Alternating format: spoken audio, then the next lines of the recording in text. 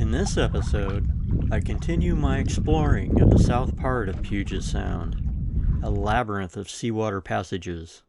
From emerald forests to calm seas, this place has many marine parks.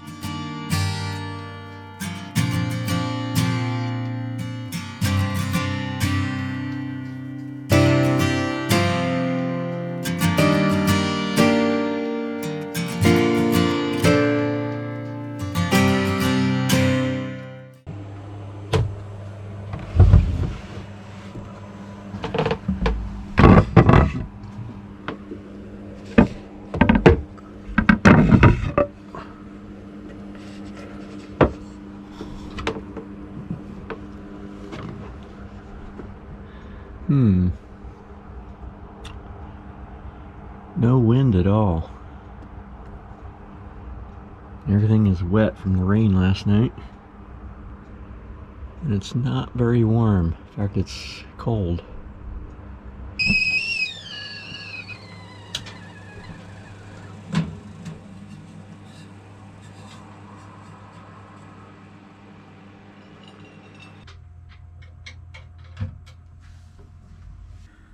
Okay, today's journey will be taking us to Cuts Island, hopefully, weather permitting.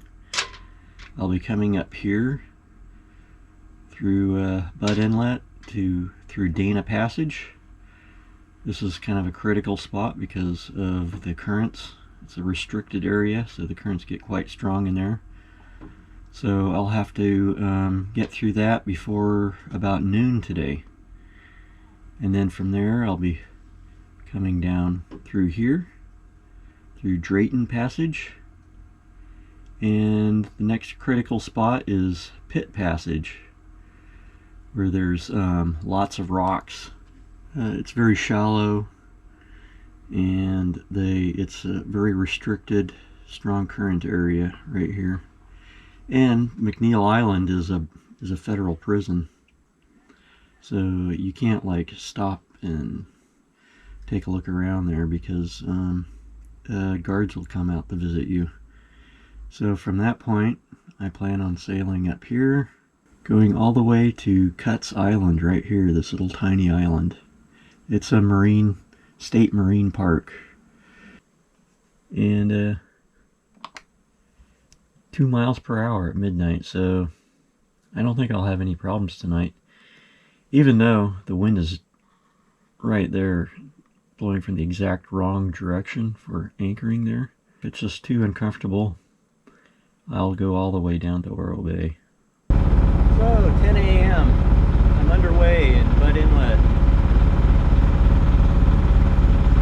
Just about 20 feet of water.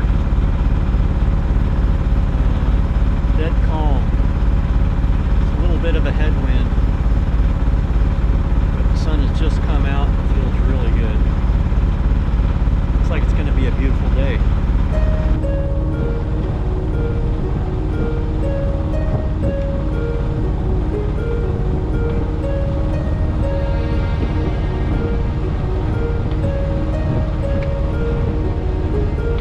So we're at slack tide, 2,000 RPM, which is the cruising speed that I normally use my engine at. And that is motoring us along at 5.1 knots,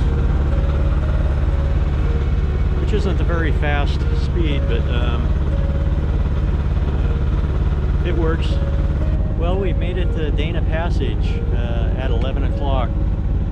I had targeted to get here before noon, and we made it.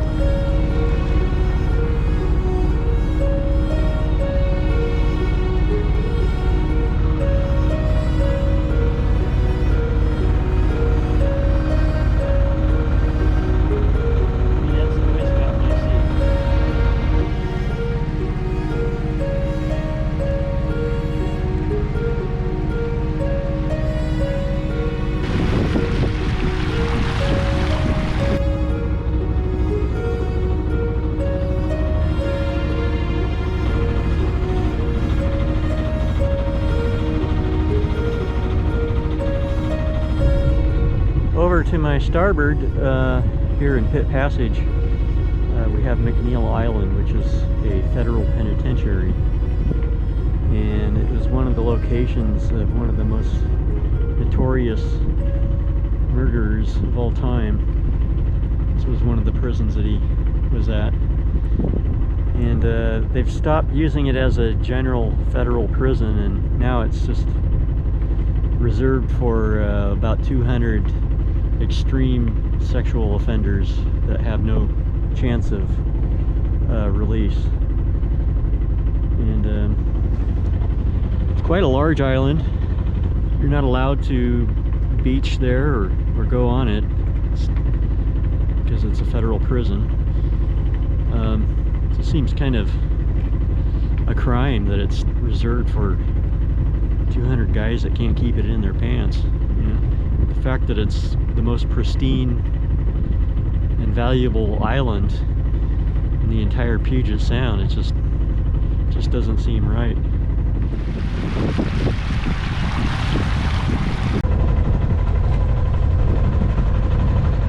And that rock is right there where the water's kind of smooth. About 50 feet over there. Depth sounder is reading about 20 feet. I'm passing the Wyckoff Shoal at this point. That's what those two pilings are marking. And that's an extremely hazardous shoal. Last time I was here, I was in a dinghy, little power skiff, in the Salish 100 event. And I turned my motor off and drifted right over it, and while I made a pot of coffee, but I only drew like 6 inches of water, so it wasn't very hazardous. Way in the distance up there is Cutts Island. That's Cutts Island right there. And I've grabbed a mooring, a state park's mooring, because Cutts Island is a state park. And it's also an ancient burial ground of the Native Americans. So that's kind of scary. There's going to be all kinds of spirits swarming this island at night. And down there, on the end of the island, is a whole bunch of harbor seals, which you don't see too much of around here. You see other varieties of seals, but that's a little colony of harbor seals. And those are really pleasant seals to have around. They're very friendly, and they're not very noisy. They don't fight a lot. And yeah, this is really great. This is super great. Still can't get away from the jet skis though. I mean, they're still around. There's a whole bunch of moorings here. I think this is a real popular dive site during the summer months. This is the end of September, so this is definitely the off season. But I would imagine in the summer these moorings are full. There's a lot of very nice homes around here. Of course, if you had a lot of money, this is one of the places you'd go to live for sure.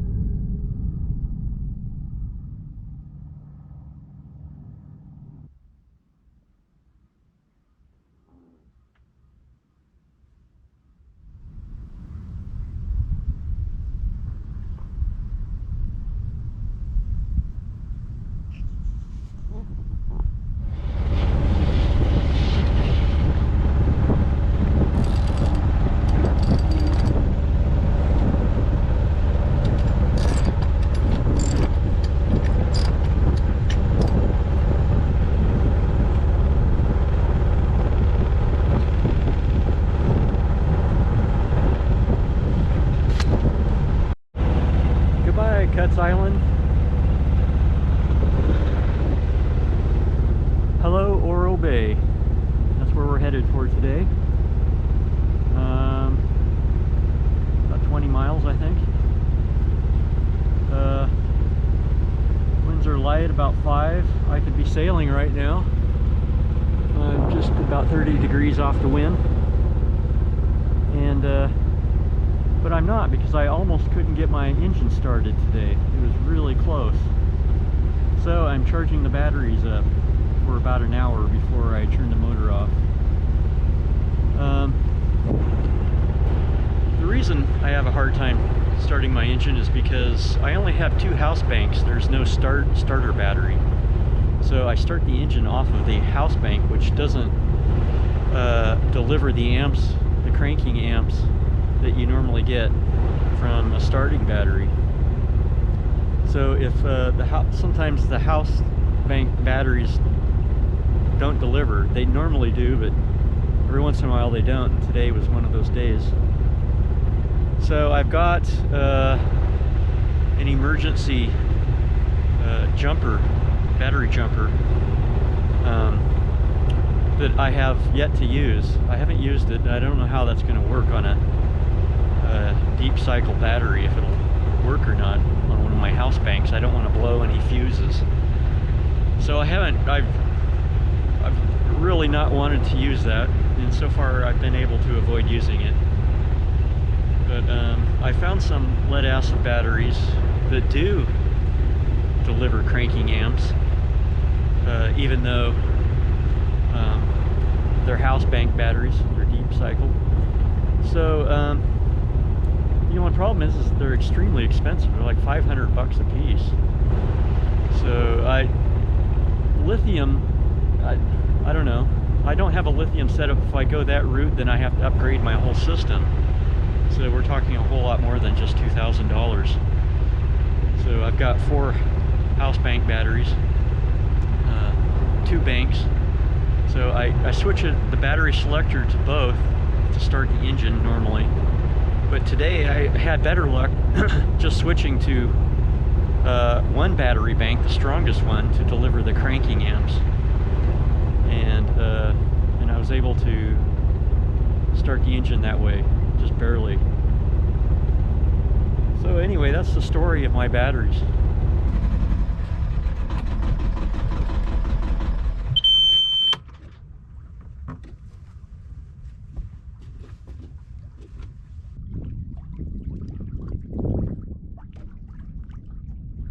Right on a beam reach.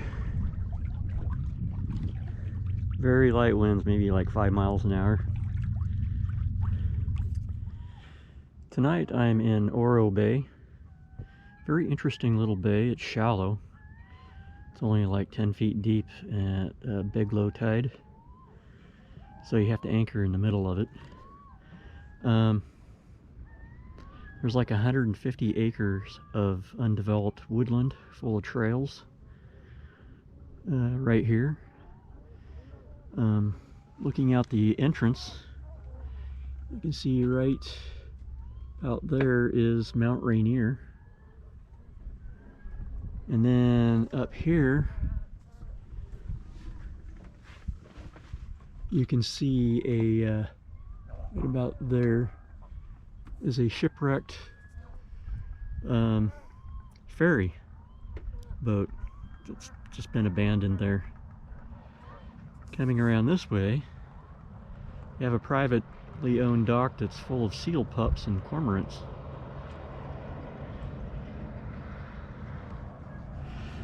So it's a pretty interesting place, and the bottom is extremely good holding. It's like clay mud.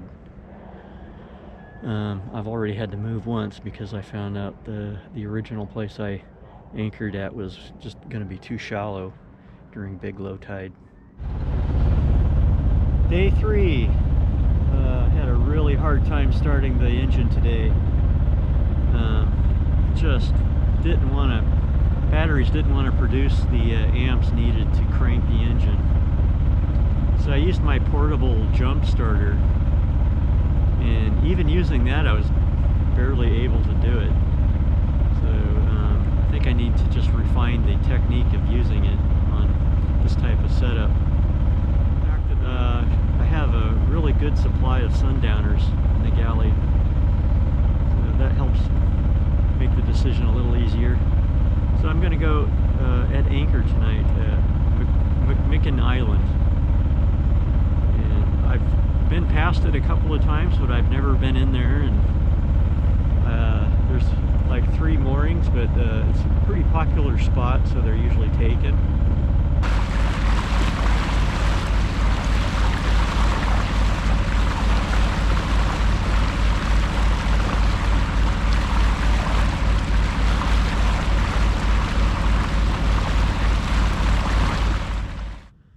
McMicken Island.